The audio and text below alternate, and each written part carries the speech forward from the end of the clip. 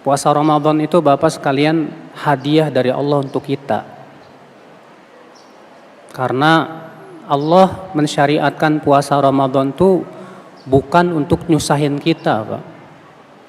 Emang sih kelihatannya sih susah ya, Pak ya. Puasa dari pagi sampai sore, lapar, dahaga, haus, sebulan lagi. Tapi kalau kita pikir-pikir sebetulnya Allah inginkan di belakang itu ada hikmah-hikmah yang besar sekali, Pak. Apa sih hikmah-hikmahnya? Banyak. Di antaranya yang pertama, yang paling utama, Allah ingin melatih kita. Ya. Karena untuk melatih jiwa itu butuh kepada apa, Pak? Ya, butuh kepada menahan hawa nafsu. Jadi setiap sebulan penuh di bulan Ramadan kita meninggalkan syahwat makanan, syahwat bersetubuh. Kita juga dilatih untuk beribadah. Siang hari puasa, malam hari tarawih. Iya. Coba bayangkan sebulan penuh kita di atas ibadah terus, Pak.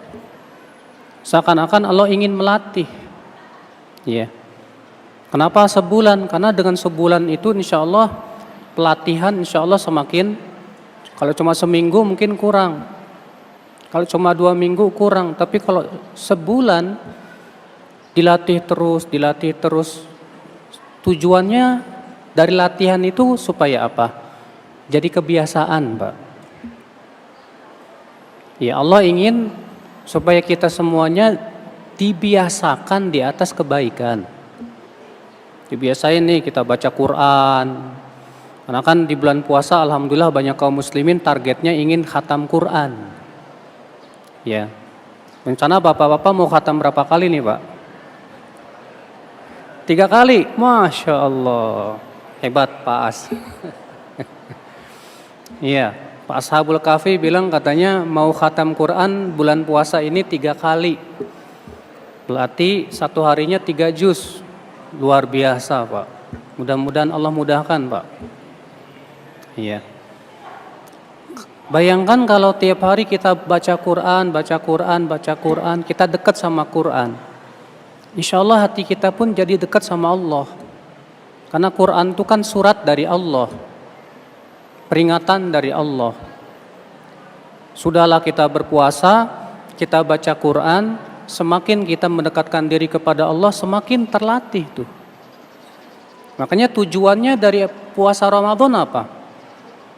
Puasa Ramadan tujuannya bukan selesai Ramadan punya baju baru, Pak. Tapi tujuan yang paling besar adalah imannya diperbaharui. Imannya menjadi baru. Ya. Jadi makanya Allah mengatakan apa? Ya ayyuhalladzina amanu kutiba alaikumussyiyam kama kutiba alal ladzina min qablikum la'allakum apa? La'allakum tattaqun. Wahai orang-orang yang beriman, diwajibkan atas kalian berpuasa sebagaimana diwajibkan atas orang-orang sebelum kalian. Agar apa, Pak? Agar bertakwa. Rupanya tujuan kita disyariatkan puasa Ramadan itu agar bertakwa. Makanya Bapak, kalau ada orang yang nanya, Ustadz, apa sih tandanya puasa Ramadan kita diterima sama Allah? Gampang, bawain aja ayat tadi. Allah mengatakan, hai orang-orang yang beriman, diwajibkan atas kamu puasa sebagaimana diwajibkan atas orang-orang sebelum kamu agar kamu bertakwa. Jadi tanda orang yang diterima Ramadannya adalah kalau ternyata Ramadannya menghasilkan takwa. Adapun kalau ternyata setelah Ramadan kok nggak ada bedanya. Sebelum Ramadan tetap lalai, setelah Ramadan tetap aja begitu, nggak ada perubahan, tidak menghasilkan takwa. Ini sinyal bahwa Ramadan kita belum diterima oleh Allah Subhanahu wa taala. Maka dari itu Bapak sekalian, jadi Allah mensyariatkan berbagai macam syariat, perintah-perintah itu tujuannya supaya apa? Untuk kebaikan kita. Ya. Saya yakin Pak, Bapak semua yakin ya Pak ya, sama saya juga saya yakin bahwa kita ini bakalan mati. Benar nggak Pak? Siapa di antara Bapak yang merasa saya akan hidup 1000 tahun lagi? Nggak ada kan Pak? Siapa di antara kita, saya mau hidup 500 tahun lagi? Nggak ada Pak. Yang namanya manusia memang sudah Allah tentukan pasti ada batas kehidupannya. Sekarang kita hidup entah wallahu alam 10 tahun yang lagi. Cuma masalahnya yang kita pikirkan adalah apa Pak? Kematian kita, persiapannya apa? Iya. Kita ini sering lupa persiapan menuju kematian. Kita ini sering kali disibukkan dengan cari duit, cari dunia, tapi persiapan buat akhiratnya sering kali lupa. Pas malaikat maut datang baru minta ditangguhkan. Malaikat, tolonglah semenit aja tangguhin. Cuma masalahnya apa? Kalau udah datang kematian gak bisa tangguhin. Allah mengatakan fa idza jaa ajaluhum la yastakhiruna anhu sa'ata wa la yastaqdimun. Apabila datang ajal tidak bisa dimundurkan dan tidak bisa dimajukan. Nah, sekarang Bapak sekalian, karena kita yakin bahwa kita akan meninggal dan perbekalan kita menuju kehidupan yang lebih panjang, Pak.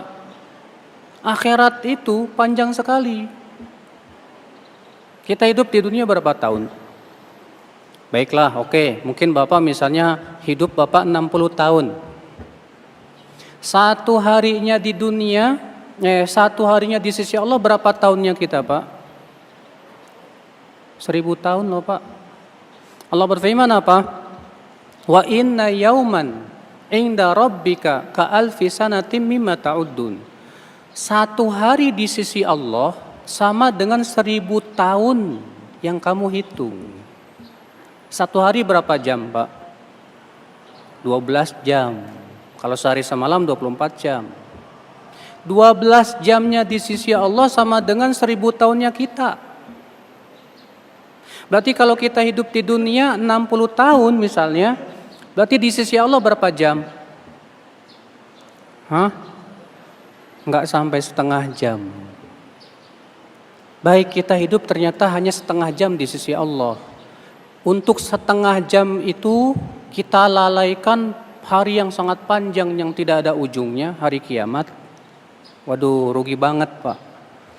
Hanya demi untuk dapat setengah jam, pengen kesenangan setengah jam, kemudian kesenangan kita di akhirat kita gadaikan. Wah, rugi Pak, rugi. Udah mendingan kita sabar sebentar di dunia daripada sabarnya di neraka. Coba Pak, pilih mana? Sabar di dunia apa sabar di neraka? Ya di dunia lah. Kalau di dunia sabar masih ada, sabar menghadapi ujian-ujian hidup. Dikasih ujian sakit, dikasih ujian lapar, dikasih ujian berbagai macam ujian, tak sabar. Sabar menjalankan perintah Allah. Disuruh sholat, ya sabar. Disuruh puasa, sabar. Disuruh zakat, sabar. Disuruh melaksanakan berbagai macam perintah Allah, ya sabar. Kalau kita nggak sabar menjalankan perintah Allah, ya sabarnya di neraka. Dilarang sama Allah, nggak boleh zina, nggak boleh makan riba, nggak boleh judi. Sabar. Kalau kita tidak sabar di dunia, sabarnya di neraka, Bapak. Makanya Allah berfirman kepada penduduk api neraka, apa kata Allah? Islauha fasbiru aw la tasbiru sawaun alaikum. Rasakanlah panas api neraka ini. Silahkan kalian sabar atau kalian tidak sabar, sama saja buat kalian. Karena kesabaran di neraka sudah tidak ada guna. Sementara kesabaran di dunia masih berguna dan bermanfaat. Maka dari itu Pak, sabar deh. Dengan adanya bulan puasa Ramadan ini ujian nih. Kita ini diuji sama Allah. Dengan perintah, dengan larangan, dengan berbagai macam ujian. Makanya Allah mengatakan dalam surat Al-Ankabut apa? Alif Lam Mim. Ahasiban nas ayyutraku ayyaqulu amanna wa hum la yuftanun. Laqad fatanna alladhina min qablihim falaya'lamanna alladhina sadaqu wa laya'lamanna al-kadhibin. Alif Lam Mim. Apakah manusia mengira akan dibiarkan berkata, kami beriman, sementara ia tidak diuji? Gak mungkin. Bapak berkata, saya beriman ya Allah. Allah berkata, saya akan uji kamu. Kenapa Allah uji? Allah mengatakan apa? Sungguh kami menguji orang-orang sebelum mereka. Dengan ujian kami tahu siapa yang imannya jujur dan siapa yang imannya dusta. Tuh Pak. Dengan adanya perintah sholat kelihatan tuh. Siapa yang sabar menjalankan sholat. Orang yang gak sabaran sholat, dipanggil as-sholatu khairum minan naum. Atau sholat ketekuna naon misalnya. Gimana coba Pak? Kenapa? Gak sabar. Disuruh sujud cuma 5 menit. Bapak sholat zuhur berapa menit sih Pak? Cuma 5 menit, 10 menit. Cuma berdiri, sujud sama Allah 5 menit aja gak sabar. Banyak kita antara kita gak sabar Pak. Iya. Dilarang sama Allah, kamu jangan berzina, kamu jangan mencuri, kamu jangan berjudi, bisa kita lakukan. Tapi masalahnya syahwat kita nih, pengen. Dan kita gak sabar. Nah di bulan Ramadan ini Pak, kesabaran kita dilatih. Iya. Di bulan Ramadan kesabaran kita dipanjangkan nih Pak. Di siang hari Bapak mau makan, saya lagi puasa, sabar deh. Sabarnya sampai kapan? Maghrib. Bukan sampai mati Pak.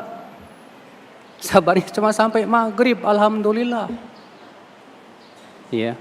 Di malam hari, ingat persiapan buat sholat taraweh.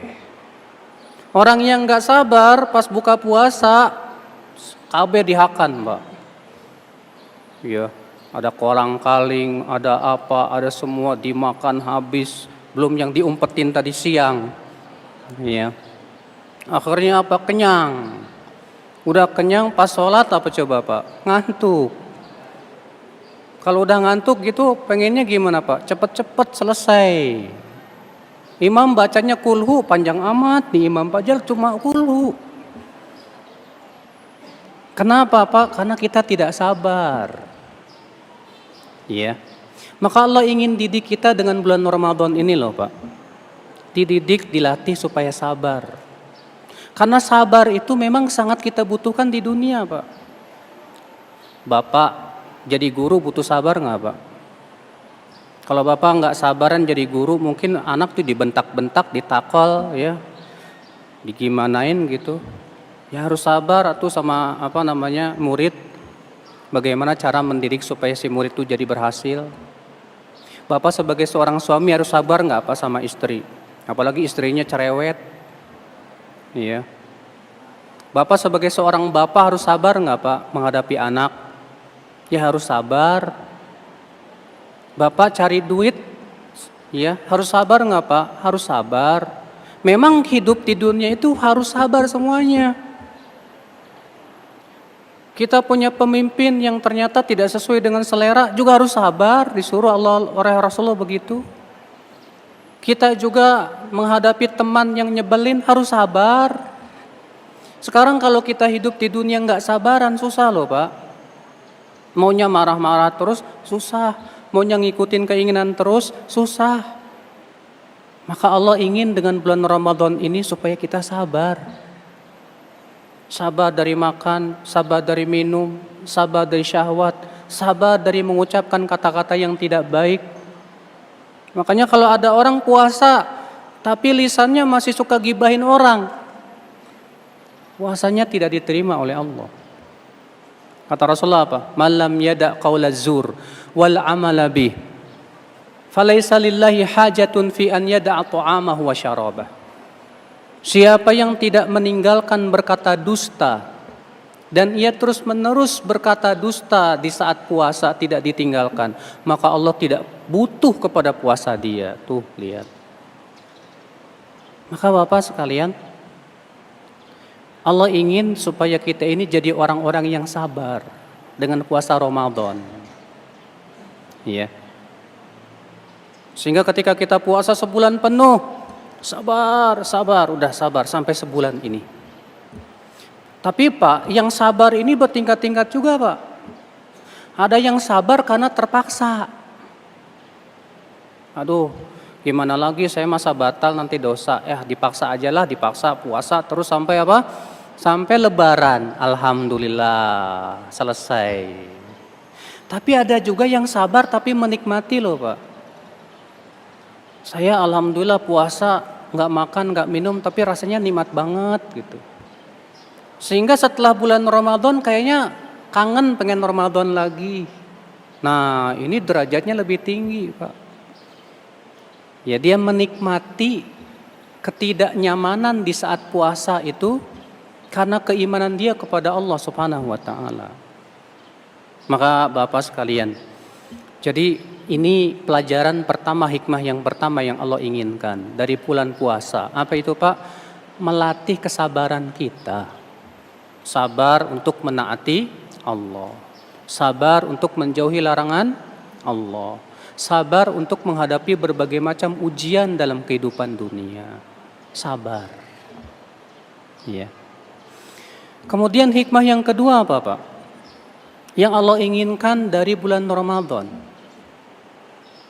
Hikmah yang kedua Bapak sekalian, yang Allah inginkan dari bulan Ramadan, supaya kita ini mempunyai jiwa peduli.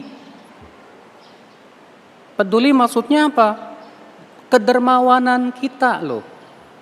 Bayangkan Bapak kalau lagi lapar, terasa perih, haus, dahaga. Seharusnya kita mikir bagaimana saudara-saudara kita yang kelaparan di tempat-tempat sana. Masya Allah. Ini harusnya menimbulkan kedermawanan di hati. Ya. Apa di Indonesia ini Masya Allah subhanallah banyak sekali musibah-musibah yang menerpa Pak. Kemarin di Lombok, kemarinnya lagi, setelahnya di Palu. Ya baru-baru ini di Bengkulu. Entah di mana lagi kita tidak tahu. Mudah-mudahan Allah menyelamatkan kita semuanya Pak. Iya. Kenapa Allah inginkan ada seperti ini? Pastinya juga ujian buat kita. Kita mau nggak bantu mereka? Jiwa sosial kita itu dilatih. Nah di bulan Ramadan ini kita dilatih untuk berjiwa sosial Pak. Makanya Rasulullah SAW di bulan Ramadan itu Pak bertambah Pak kedermawanannya.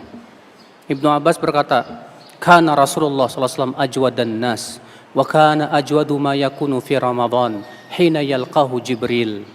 Adalah Rasulullah SAW manusia yang paling dermawan, dan Nabi lebih dermawan lagi kata Ibnu Abbas di saat bulan Ramadan ketika bertemu dengan Jibril. Bayangkan Pak, Rasulullah SAW di bulan Ramadan bertambah kedermawanannya Pak. Ya.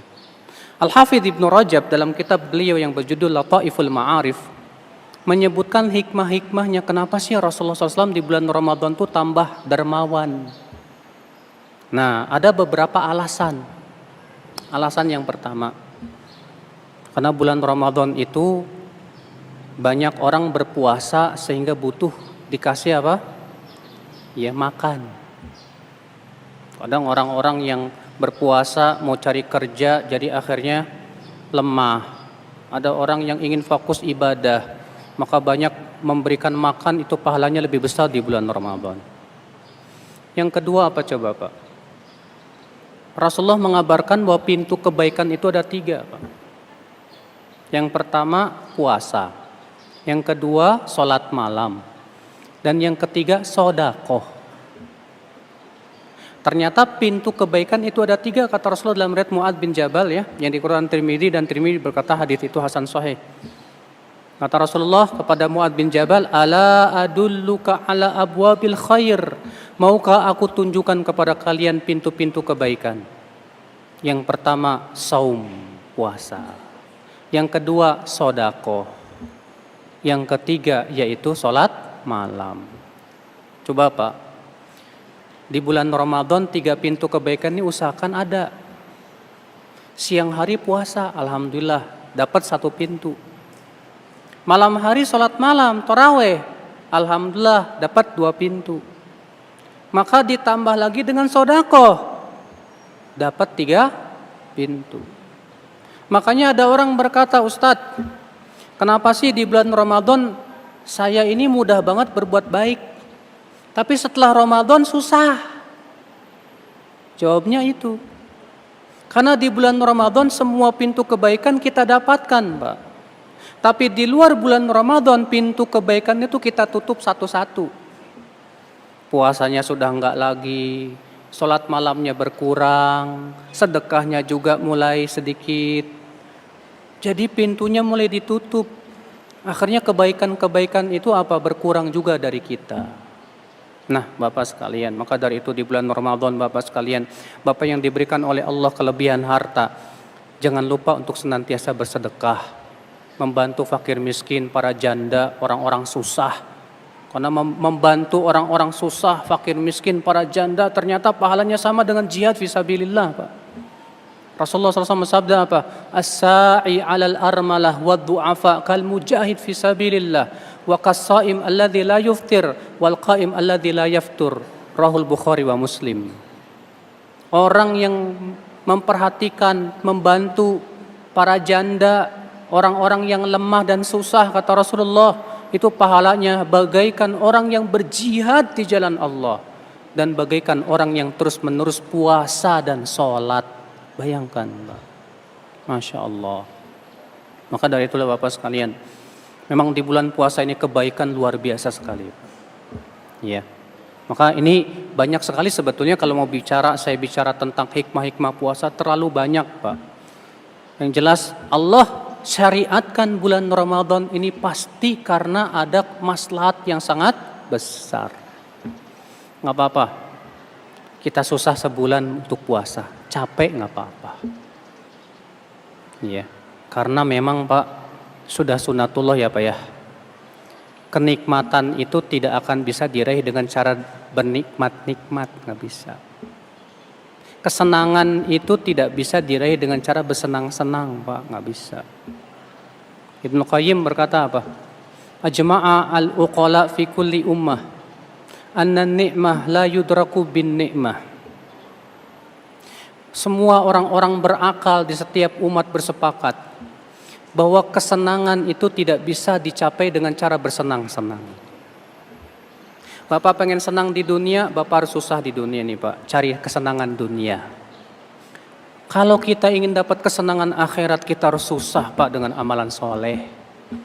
Nggak apa-apa capek di dunia, asal senang di akhirat. Seorang sahabat Pak capek ya ibadah. Ketika ditanya, hai sahabat, kamu kok capek terus untuk ibadah? Kapan kamu mau istirahatnya? Apa kata sahabat ini? Saya istirahatnya nanti aja di surga. Ya, saya di dunia nggak apa-apa capek. Menjalankan perintah Allah capek, meninggalkan larangan Allah capek, nggak apa-apa capek sebentar. Istirahatnya nanti di surga. Masya Allah, Bapak sekalian. Semoga kita termasuk orang-orang yang bisa menjalankan puasa Ramadan dengan baik, Bapak sekalian. Amin ya rabbal alamin. Ya. Kemudian Bapak sekalian, pembahasan berikutnya adalah keutamaan dan keistimewaan Ramadan. Ada sebuah hadis, Pak, dikeluarkan oleh Imam At-Tirmidzi dalam sunannya. Dan hadis ini hasan insyaallah. Rasulullah SAW bersabda, "Idza kana awwalu lailatin min Ramadan." Apabila malam pertama bulan Ramadan, suffidatis syayatin maradatul jin. Setan-setan akan diikat. Wa ghulliqat abwabun niran. Pintu-pintu neraka akan ditutup. Wa futihat abwabul jannah. Pintu-pintu surga akan dibuka. Wa yunadil munadi. Dan akan ada yang menyeru. Ya baghiyal khair aqbil. Wahai yang menginginkan kebaikan, kemarilah. Wa ya baghiyasy syarr aqsir. Wahai yang menginginkan keburukan, tahanlah. Walillahi utaqa minan nar. Dan setiap malamnya Allah memerdekakan hamba-hambanya dari api neraka. Perhatikan hadis ini. Dalam hadis ini Pak, Rasulullah mengatakan apa Pak? Malam pertama bulan Ramadan, setan-setan diikat. Terjadi perselisihan para ulama apa makna setan-setan diikat. Menjadi dua pendapat. Pendapat yang pertama mengatakan beneran setan diikat. Ya. Cuma pendapat pertama ini berselisih. Apa semua setan atau sebagian saja? Ya. Ada yang bertanya, Ustadz, katanya bulan Ramadan setan diikat. Tapi kok masih ada yang nggak puasa? Katanya bulan Ramadan setan diikat, kok masih ada yang kesurupan? Nah, di sini sebagian ulama yang mengatakan bahwa yang dimaksud diikat setan adalah menjadi dua pendapat. Sebagian mengatakan apa? Yang diikat itu hanya setan-setan jahat saja. Karena dalam riwayat Tirmidzi di situ ada penjelasan sufidati syayatin marodatul jin. Ya, setan-setan yaitu setan-setan yang durhaka, jin-jin yang durhaka itu yang diikat. Kata mereka itu menunjukkan yang diikat itu hanya jin yang durhaka saja. Adapun yang baik-baik, yang enggak durhaka, yang enggak jahat, enggak diikat. Sebagian lagi mengatakan apa? Semua diikat kecuali jin korin. Tahu nggak Pak jin korin, Pak? Jin korin itu jin yang menemani setiap orang. Karena setiap manusia itu ada jin yang menemani dia, namanya jin korin. Ya. Kenapa disebutkan dalam hadis bahwa Rasulullah SAW di bulan puasa pernah ditengok sama istrinya yang sedang itikaf Rasulullah itu. Kemudian Rasulullah mengantarkan istrinya yang bernama Sofiyah ke pintu masjid. Lalu ada seorang sahabat melihat. Kemudian Rasulullah bersabda kepada sahabat itu, "Hei kamu, ini istri saya." Kata orang itu, "Hai Rasulullah, masa saya suuzon sama kamu?" Kata Rasulullah, "Sesungguhnya setan itu mengalir dalam tubuh seorang manusia seperti mengalirnya darah. Sehingga itu menunjukkan bahwa jin korin gak diikat." Nah, ini atas pendapat yang pertama yang dimaksud bahwa yang diikat itu setan. Sementara makna pendapat yang kedua yang dimaksud setan diikat artinya syahwatnya diikat. Karena disempitkan dengan puasa itu. Ya, yang jelas dua makna ini benar, Pak. Ya. Nah, dari itu Pak, kalau misalnya ada orang yang kok bulan puasa katanya setan diikat tapi masa ada kesurupan. Maka dari itu kita katakan tidak semua setan yang diikat. Karena ada dalil-dalil yang menunjukkan bahwa tidak semua setan yang diikat. Ya. Mohon maaf Pak, saya cuma ingin mengingatkan sebelumnya. Kalau minum tolong pakai tangan kanan ya Pak ya. Karena saya melihat beberapa minum pakai tangan kiri. Kata Rasulullah yang makan dan minum pakai tangan kiri itu setan. Jangan kayak setan. Baik Bapak dan Ibu sekalian, kita lanjutkan ya. Kata Rasulullah SAW, awal malam bulan Ramadan setan-setan diikat. Pintu-pintu neraka ditutup. Pintu-pintu surga apa? Dibuka. Masya Allah. Bayangkan Bapak sekalian, di bulan Ramadan pintu-pintu semua, pintu surga 7 pintu semuanya, 8 pintu semuanya dibuka. Dan semua pintu neraka ditutup Bapak sekalian. Iya. Kemudian kata Rasulullah apa? Walillahi utaqa minan nar. Setiap malamnya Allah memerdekakan hamba-hambanya dari api neraka. Ustadz, bukannya ada hadis Ramadan terbagi menjadi 3. 10 awal rahmat, 10 kedua ampunan, 10 ketiga itkun minanar, pemerdekaan dari api neraka.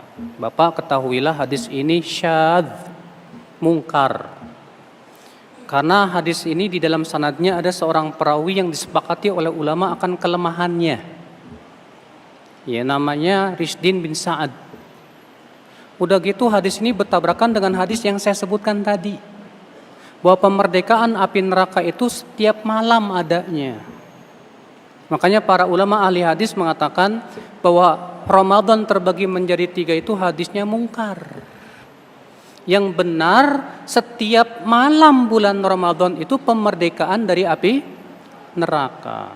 Sebagaimana dijelaskan dalam riwayat Tirmidzi tadi. Tuh Pak, bayangkan Pak, jadi setiap malam bulan Ramadan banyak hamba-hamba Allah yang dimerdekakan dari api neraka. Kita pengen supaya kita termasuk orang yang dimerdekakan dari api neraka Pak. Maka dari itu Masya Allah ini kesempatan yang luar biasa sekali Bapak sekalian. Hadis berikutnya, hadis yang dikeluarkan dalam Bukhari dan Muslim. Rasulullah SAW bersabda, "Man shoma Ramadhana imanan wa ihtisaban ghufira lahu ma taqaddama min dzambi." Siapa yang puasa Ramadan karena iman dan berharap pahala, maka akan diampuni dosa-dosanya yang telah lalu. Masya Allah, alhamdulillah. Bayangkan Mbak, orang yang puasa Ramadannya karena iman dan berharap pahala, bukan karena pengen diet. Ada orang terkadang puasa Ramadan motivasinya pengen diet, ya, biar kurus. Yang seperti ini nggak dapat janji tadi. Yang disebutkan dalam hadis ini apa? Siapa yang puasa Ramadan karena iman dan berharap pahala, maka akan diampuni dosanya yang telah lalu. Alhamdulillah. Kita kan yang namanya manusia banyak dosa Pak. Rupanya dengan kita berpuasa sebulan penuh mengharapkan pahala, mengharapkan ridho Allah karena keimanan kepada Allah, Allah ampuni dosa-dosa kita. Masya Allah, alhamdulillah. Berarti ini hadiah dari Allah untuk kita. Iya. Karena orang yang tidak mendapatkan ampunan Allah Pak di bulan Ramadan didoakan kecelakaan oleh Allah. Didoakan kecelakaan oleh Rasulullah SAW. Sebutkan dalam riwayat Imam Ahmad dalam musnadnya. Malaikat Jibril berkata kepada Rasulullah. Yang disebutkan dalam hadis bahwa Rasulullah SAW naik mimbar. Lalu beliau bersabda apa? Amin. Naik lagi, amin. Naik lagi, amin. Lalu ditanya oleh para sahabat, wahai Rasulullah, apa yang kau aminkan? Apa kata Rasulullah? Tadi Jibril datang kepada saya. Dan Jibril berkata, hai Muhammad, ucapkan amin. Ragima anfumri'in dakhala alai syahrul Ramadan. Semoga celaka, semoga terhina orang yang masuk bulan Ramadan. Fakharaja minhu falam yughfar lah. Lalu ia keluar dari bulan Ramadan ternyata belum diampuni oleh Allah. Kata Rasulullah apa? Amin. Masya Allah. Yang mendoakan siapa Pak? Malaikat Jibril. Yang mengaminkan siapa? Rasulullah. Ini yang pertama nih. Semoga orang yang masuk bulan Ramadan kemudian keluar dari bulan Ramadan ternyata belum mendapatkan ampunan. Semoga celaka orang itu, kata Jibril. Luar biasa Pak. Masya Allah. Cuman Pak, maaf ya. Di tengah masyarakat tersebar hadis yang dibuat-buat. Sebutkan bahwa Rasulullah naik mimbar mengucapkan amin, amin, amin. Kemudian ditanya, hai Rasulullah, apa yang kau aminkan? Kata Rasulullah, tadi Jibril berkata kepadaku, hai Muhammad, aminkan. Semoga diabaikan orang yang belum minta maaf ya sebelum Ramadan kepada orang tuanya, kepada karib kerabatnya, kepada tetangganya. Bapak, itu bukan hadis. Itu murni dibuat-buat Pak di zaman sekarang. Tidak ada satupun dalam kitab-kitab hadis menjelaskan lafaz tersebut. Itu murni dusta atas nama Rasulullah SAW. Dan ingat Pak, berdusta atas nama Rasul itu berat itu Pak. Kata Rasulullah, man kadzaba alayya muta'ammidan falyatabawa maq'adahu minan nar. Barang siapa yang berdusta atas namaku dengan sengaja, hendaklah ia memposisikan tempatnya di neraka tuh. Yang sahih lafaznya yang tadi. Rasulullah mengatakan amin, amin, amin 3 kali. Kemudian ditanya oleh para sahabat, hai Rasulullah, apa yang kau aminkan? Kata Rasulullah, Jibril berkata tadi kepadaku, hai Muhammad, aminkan, semoga celaka orang yang masuk bulan Ramadan, lalu keluar darinya, ternyata belum mendapatkan ampunan dari Allah. Kata Rasulullah apa? Amin. Lalu Jibril berdoa lagi, semoga celaka orang yang mendapatkan orang tuanya, ternyata tidak memasukkan ia ke surga. Amin, kata Rasulullah. Semoga celaka yang ketiga Orang yang disebutkan namamu di sisinya tapi tidak bersolawat kepadamu. Kata Rasulullah apa? Amin. Tuh Bapak sekalian, Masya Allah. Ya, makanya jangan lupa Pak, kalau disebutin nama Rasulullah, kita ucapkan apa? Sallallahu alaihi wasallam. Allahumma salli ala Muhammad. Ya, supaya tidak mendapatkan doa tersebut.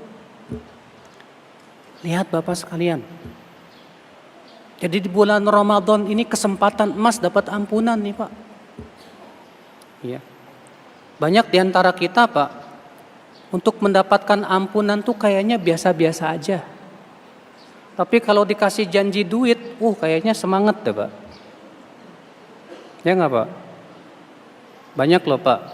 Coba Bapak sekali-kali ya di masjid ngumumin gini.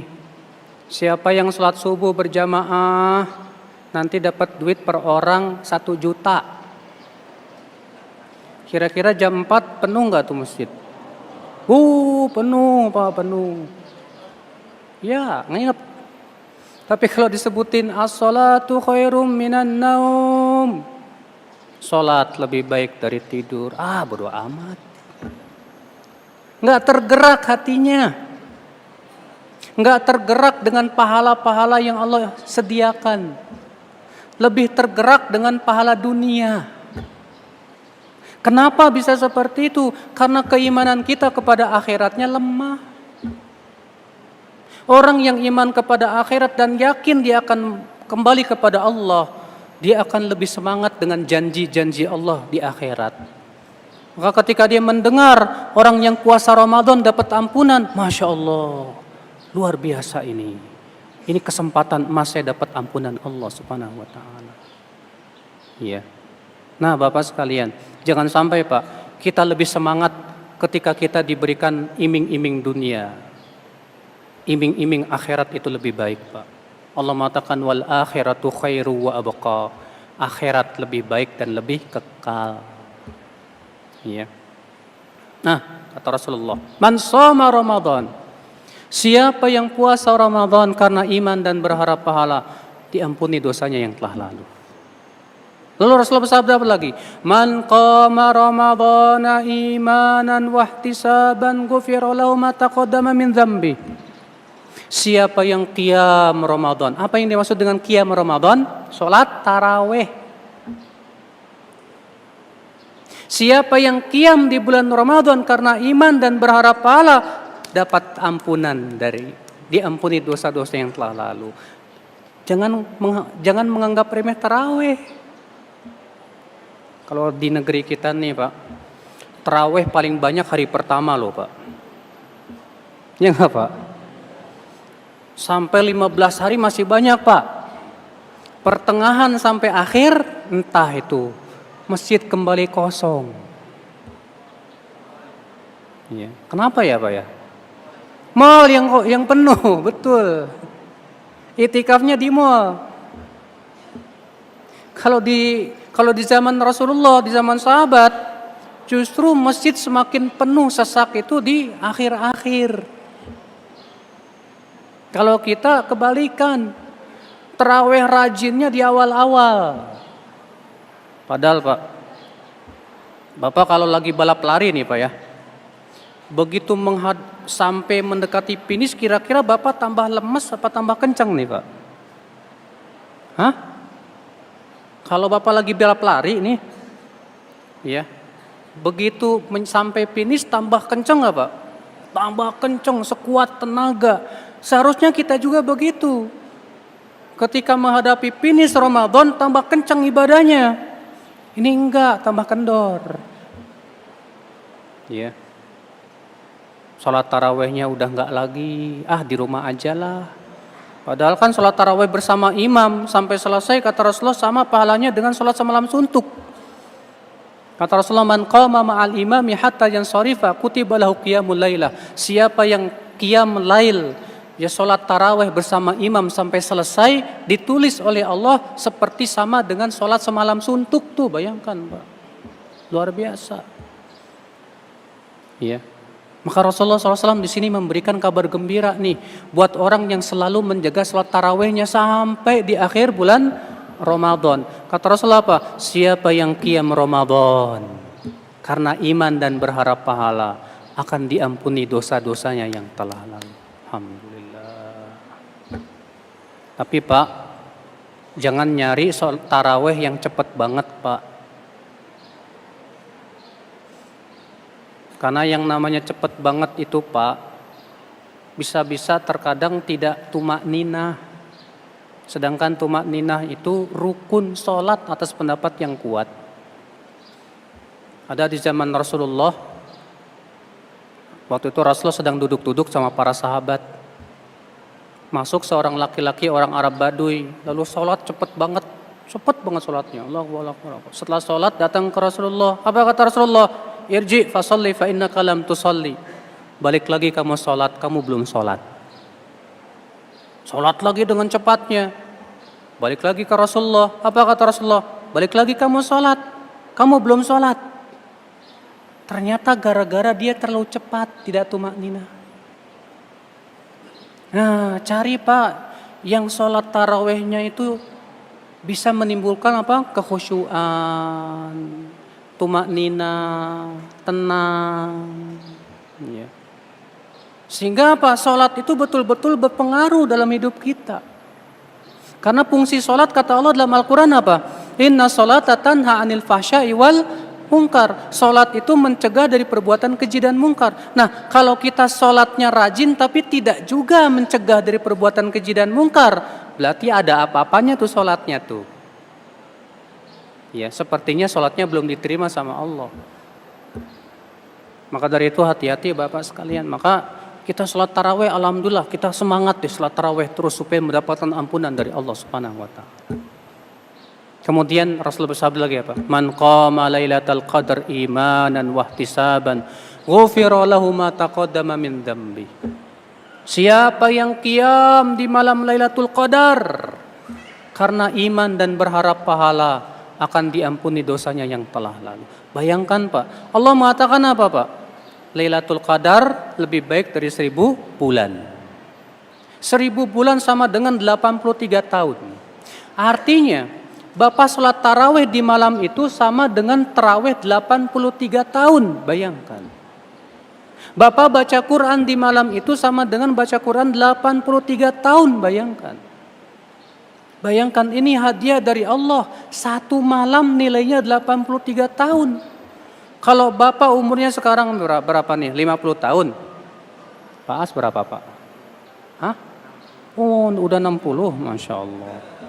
Kalau 60 misalnya dapat Lailatul Qadarnya 40 kali. Ya. Bapak dapat Lailatul Qadarnya 40 kali di malam itu sholat taraweh, baca Quran. Kalikan aja Pak 40 kali 83 tahun. Alhamdulillah. Iya.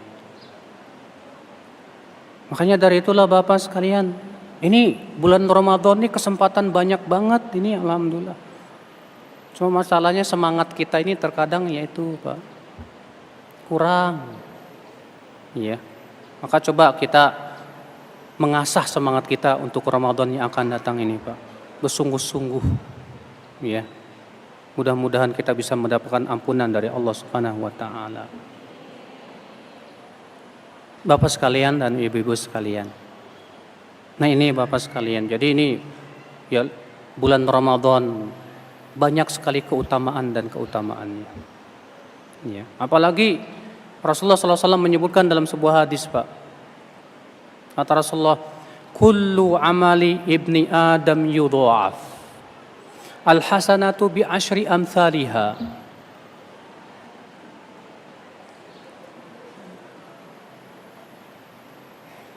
Kata Rasulullah SAW, setiap amalan anak manusia dilipat gandakan oleh Allah. Al-hasanatu bi asyri amthaliha ila sab'i mi'ati dhifin, yaitu 10 sampai 700 kali lipat. Bayangkan kebaikan amal soleh yang dilakukan oleh seorang anak Adam ditulis oleh Allah 10 sampai 700 kali lipat. Qala Allah Ta'ala, lalu Allah berfirman, illa siyam, kecuali puasa. Fa innahu li wa ana ajzi bih, karena puasa itu untukku kata Allah, dan aku yang langsung membalasnya. Masya Allah, ternyata puasa itu ibadah khusus untuk Allah, Pak. Orang bisa aja ngaku-ngaku puasa, Pak. Bisa saja ada orang yang pura-pura lemes gitu, padahal dia nggak puasa. Memang kata para ulama, puasa itu ibadah tusir, ibadah rahasia. Maka dari itu Allah mengatakan apa? Kecuali puasa, itu dihitung lebih dari 700. Tanpa batas. Kalau amalan yang lain 10 sampai 700. Tapi puasa tidak. Kenapa kata Allah? Karena itu untukku. Dan aku yang langsung membalasnya. Yada'u ta'amahu wa syahwatahu min ajli.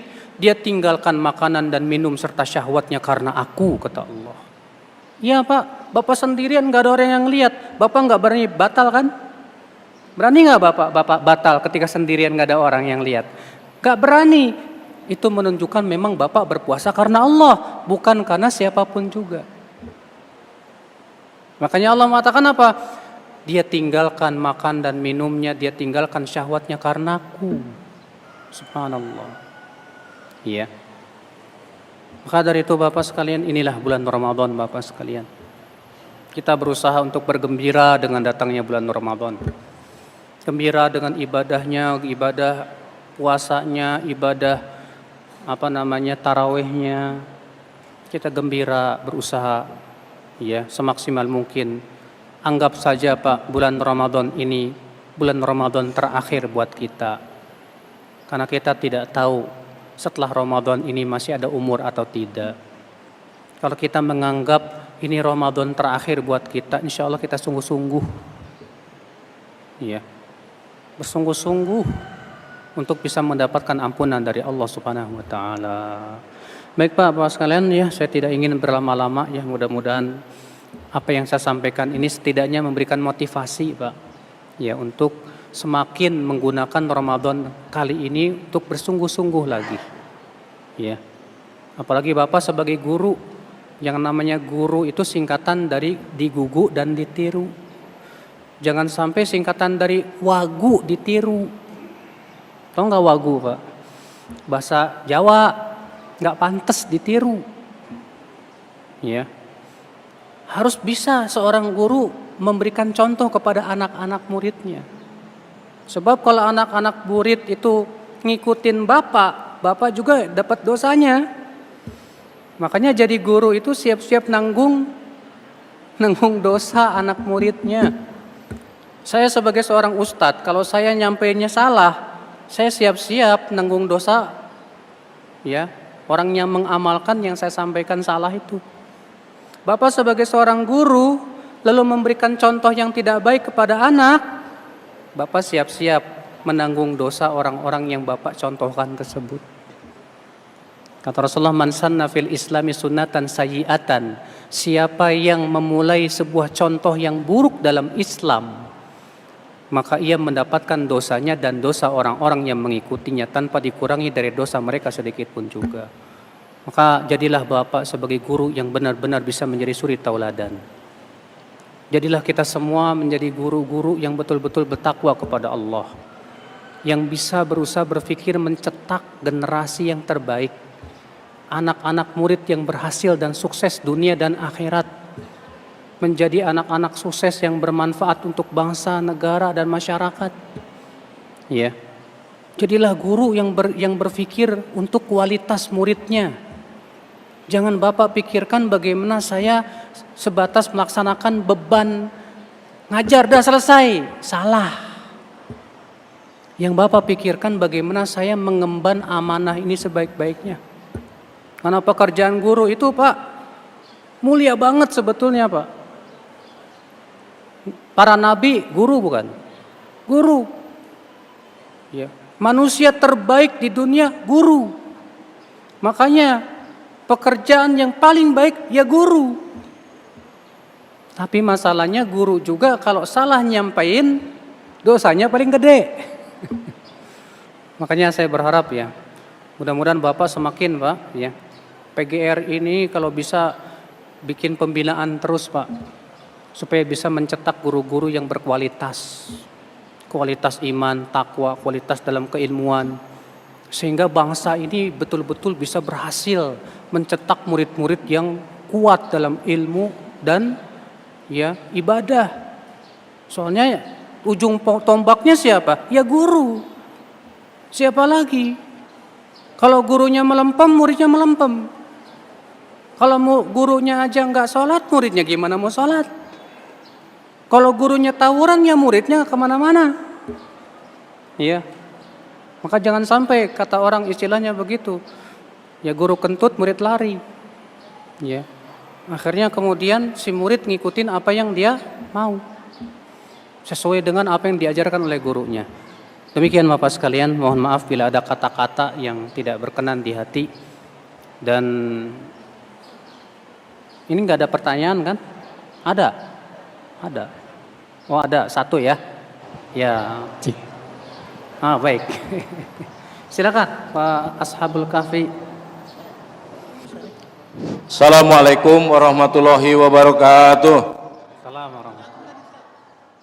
Yang saya hormati Al-Mukarram, narasumber, kami mewakili teman-teman mungkin di kelompok guru.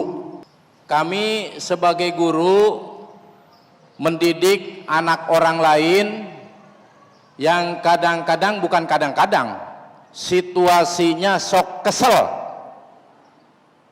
Kemudian kita juga harus bersabar. Pertanyaannya adalah, apakah sabar itu ada batasnya atau tidak? Kan kadang-kadang di antara teman-teman, sabar itu ada batasnya, gitu ya. Nah, pertanyaannya seperti itu. Kemudian yang kedua, Satu-satu dulu. dua aja sekalian ya. Nikmat di dunia ini, insya Allah, Takut lupa nih Pak. kayak mabok, judi, berzina dan seterusnya, insya Allah akan kita tinggalkan. Iya. Insya Allah. Tapi di surga ada nggak tuh nikmat seperti itu? Pengen shopping gitu, ke TSM gitu ya? Ada tidak seperti itu? Terima kasih. Assalamualaikum warahmatullahi wabarakatuh. Assalamualaikum warahmatullahi wabarakatuh. Masya Allah, terima kasih buat Pak Ashabul Kahfi. Pertanyaannya bagus banget ini. Yang pertama Pak, Bapak sebagai seorang guru menghadapi murid yang bandel, kan harus sabar. Apakah sabar itu ada batasnya atau tidak? Perlu diluruskan. Sabar itu bukan berarti diam. Tapi sabar itu sambil memberi solusi yang terbaik. Sekarang Pak, ketika Bapak menghadapi anak yang bandel, kemudian Bapak marah-marah, kira-kira kalau dimarahin solusi bukan? Kalau memang itu solusi silahkan. Tapi kalau itu bukan solusi, apa manfaatnya marah-marah? Berarti Bapak harus mencari sebab kenapa anak ini nakal. Makanya Pak, kenakalan remaja itu banyak faktor. Seorang guru tidak boleh cuek. Guru itu bukan hanya sebatas saya udah ngajar selesai, tidak. Tapi guru harusnya mikir bagaimana mencetak anak ini supaya lebih baik. Si anak ini bandel kenapa? Banyak faktor Pak. Bisa jadi broken home rumahnya Pak. Orang tuanya, ibunya kelahi, berantem dan yang lainnya. Akibatnya jadi anak yang bandel, tidak peduli lagi. Wah, ini harus ada berikan solusi. Atau faktor yang kedua, teman-teman. Nah, ini juga harus kita pikirkan baik-baik sebagai seorang guru. Coba konsultasi dengan guru BP ya misalnya. Kan dia paham tentang psikologi anak tentunya kan. Gimana caranya ini membina dan mendidik anak-anak yang bandel ini. Cuma banyak ya pembinaan itu seringkali dikesampingkan masalah rohaninya Pak. Padahal pembinaan rohani itu jauh lebih kuat membentuk daripada sebatas yang lainnya. Ya. Maka dari itu ketika Bapak kesal sama seorang murid, kesalnya itu bolehlah hati kita kesal, tapi akal kita harus dingin. Kita mikir jauh ke depan, kira-kira kalau saya marah nih sama si anak ini, manfaatnya apa ya? Kira-kira ini solusi bukan ya? Kalau dikira ini bukan solusi, ya udah lebih baik Bapak musyawarah sama yang lain. Coba musyawarah dengan guru-guru yang lain, gimana ini menghadapi anak yang bandel ini? Apa kira-kira solusi yang paling tepat menghadapi mereka? Nah, baru kemudian langkah-langkahnya harus direalisasikan. Jadi Pak, sabar itu bukan berarti diem aja, salah. Sabar itu sambil mencari apa? Solusi yang terbaik dan sikap yang paling baik. Ya. Makanya kalau ditanya, sabar itu ada batasnya? Ya tidak ada batasnya. Ketika Rasulullah bersabda, inna satakunu atharah, nanti akan muncul pemimpin-pemimpin yang lebih mementingkan dirinya daripada rakyatnya. Nanti Rasulullah mengabarkan begitu. Apa kata Rasulullah? Fasbiru, sabarlah kalian. Sampai kapan ya Rasulullah? Hatta talqauni ala haud, sampai berjumpa denganku di telaga haud. Sabarnya sampai kapan? Sampai berjumpa dengan Rasulullah di telaga haud. Jadi sabar itu tidak ada batasnya, tidak ada. Sampai meninggal kita harus sabar. Nah, tapi ingat, sabar itu bukan berarti diam. Ya. Bapak kesal sama anak, nyebelin ini, bandel banget. Saya mau pukul, kira-kira kalau saya pukul berubah enggak ya? Kita harus jauh ke depan. Makanya Rasulullah SAW memuji seorang sahabat yang punya dua sifat yang bagus. Apa kata Rasulullah? Inna fika la khaslatain. Kamu punya dua sifat yang dicintai oleh Allah. Apa itu ya Rasulullah? Al-hilm wal anah. Yang pertama sifat halim, yang kedua sifat anah. Bapak tahu nggak sifat halim? Kata para ulama, sifat halim artinya dhabtun nafsi inda haijanil ghadab, yaitu mampu menguasai diri di saat emosi. Halim namanya. Yang kedua al-anah. Apa itu al-anah? Kata para ulama, yaitu adamut istijal, tidak tergesa-gesa dalam mengambil sikap. Nah, ketika kita marah, kita harus punya sifat halim, jangan dulu terpancing emosi. Ketika kita mau mengambil sikap, jangan tergesa-gesa, pikirkan jauh ke depan. Apa kira-kira yang paling baik untuk dia? Nah, kalau kita bisa seperti itu, insya Allah Pak, anak-anak semakin bisa lebih baik insya Allah, biidznillah. Kenakalan remaja dengan adanya guru-guru yang bertakwa, yang soleh, yang paham ilmu, insya Allah semakin terkurangi ini. Ya. Makanya harus dimulai dari guru. Ketika gurunya tidak mau bertakwa, jangan harap bisa menghasilkan anak-anak yang bertakwa kepada Allah Subhanahu wa taala. Ya. Yang kedua tadi saya lupa nih Pak, apa ya? Nikmat dunia. Kalau di akhirat kira-kira dapat nggak? Mau pergi ke mall.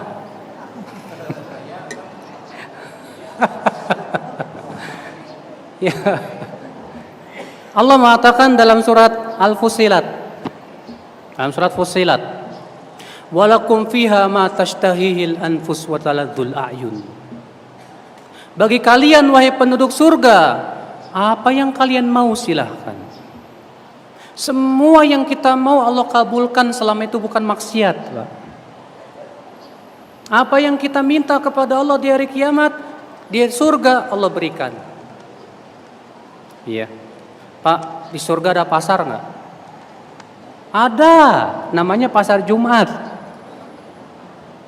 Disebutkan dalam hadis riwayat Muslim, bahwasanya di surga kata Rasulullah, inna fil jannati suqan ya'tuna kulla yaumil jumu'ah. Di surga itu ada sebuah pasar di mana mereka pergi ke pasar di setiap hari Jumat, kata Rasulullah.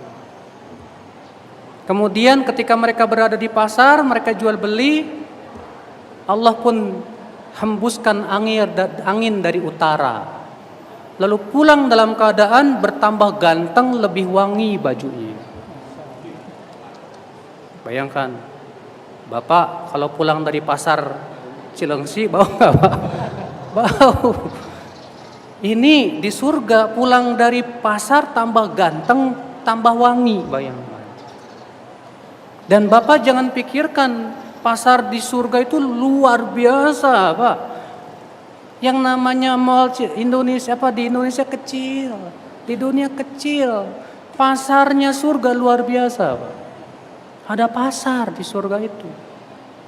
Ya. Jadi jangan khawatir, Pak. Allah sudah mengatakan kalian akan mendapatkan apa yang kamu mau, Allah akan berikan. Bahkan disebutkan dalam hadis, Pak, seorang penduduk surga itu kalau pengen minum tiba-tiba ceret datang sendiri, menuangkan sendiri. Kalau pengen buah surga, pohonnya mendekat sendiri, dipetik tanpa harus naik. Ya, Masya Allah. Cuma masalahnya kira-kira kita masuk surga apa enggak ya? Nah ini yang harus kita usahakan. Kita harus berusaha masuk surga, Pak. Jangan cuma ngayal aja pengen masuk surga tapi nggak ada usaha. Ya. Ciri orang yang mendapatkan ampunan setelah melaksanakan ibadah puasa Ramadan apa ya? Kan sudah disebutkan tadi bahwa setelah Ramadan ternyata dia lebih bertakwa kepada Allah.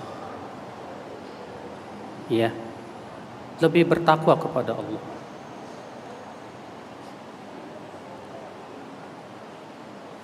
Apabila puasa di tahun lalu tidak terpenuhi hutang puasa, bagaimana cara puasanya tetap tidak batal atau tidak gugur hutangnya, Pak? Jadi misalnya belum sempat dibayar nih sampai datang puasa berikutnya, maka setelah puasa ini wajib tetap bayar. Ya, harus dibayar hutang puasa itu, tidak gugur dengan datangnya puasa berikutnya. Kalau wanita tarawih lebih baik di masjid atau di rumah? Sebutkan dalam hadis, la tamna'u ima Allah masajidallah wa buyutuhunna khairul lahunna. Jangan mencegah para wanita pergi ke masjid, tapi rumah mereka lebih baik buat mereka. Kalau sholat wajib saja lebih utama di rumah, apalagi sholat sunnah, sholat tarawih. Maka dari itu, wanita yang lebih baik sholat tarawih di masjid rumah. Tapi kalau mau pergi ke masjid silahkan. Tapi ingat wanita yang mau pergi ke masjid sama Rasulullah dilarang pakai minyak wangi. Karena dalam riwayat Abu Hurairah disebutkan wanita yang pergi ke masjid pakai minyak wangi disuruh pulang mandi junub. Yang kedua, jangan pergi ke masjid tabaruj. Pergi ke masjid kayak ondel-ondel, pakai lipstik, pakai ya Allah, ini mau kemana? Itu dilarang sama Rasulullah SAW. Ustaz, mana yang didahulukan nih? Puasa qadha atau puasa sunnah Syawal? Sekarang Bapak qadhanya berapa hari? Kalau cuma 6 hari, Ibu misalnya mendingan Syawal qadha dulu. Baru setelah itu Syawal. Ya qadha dulu 6 hari, baru Syawal 6 hari. Tapi misalnya bulan Syawal sudah tersisa 6 hari. Sementara belum sempat qadha juga. Maka lebih baik pada waktu itu bulan Syawal aja dulu. 6 hari baru setelah itu qadha. Ya.